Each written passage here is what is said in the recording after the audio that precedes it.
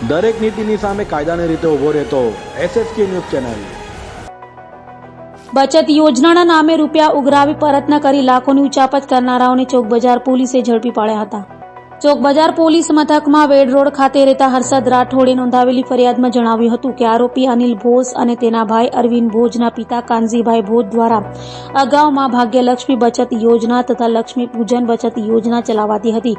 જોકે તેઓનું નિધન થતાં તેમના બંને પુત્રો અનિલ અને અરવિંદ નાઓએ તે યોજના ચાલુ રાખી લોક પાસેથી આશરે 39,64,000થી વધુ પડાવી લઈ તે રૂપિયા ન આપી ઠગાયાચરી હતી।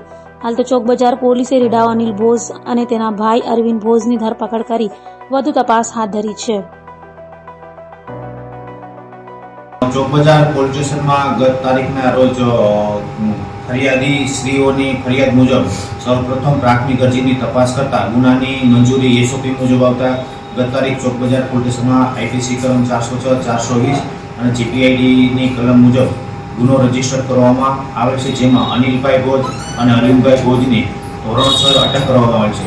ગુનાની વિગતો જોતા 2013માં અનિલભાઈના પિતા કાનજીભાઈ ભોજનાઓએ 2013માં લક્ષ્મી બચત યોજના તેમજ લક્ષ્મી પૂજન બચત યોજના દ્વારા જુદા જુદા લોકો પાસેથી માસિક પૈસાની હપ્તો દ્વારા ઉઘરાણી કરવામાં આવેલ।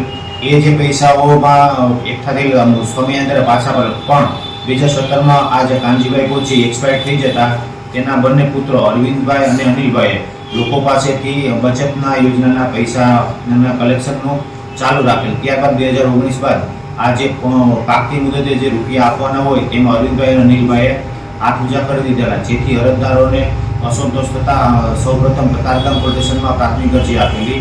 ત્યારબાદ એ વિસ્તાર ચોક બજારમાં ટ્રાન્સફર થતાં SOP મુજબ તપાસ કરતા મહેરબાન CP સાહેબનાઓની સૂચનાથી ગુનો દાખલ કરવામાં આવે છે અને આરોપીને અટક કરીને આગળની તજવીજ ચાલુ છે। દરેક નીતિની સામે કાયદાની રીતે ઊભો રહેતો SSK ન્યૂઝ ચેનલ।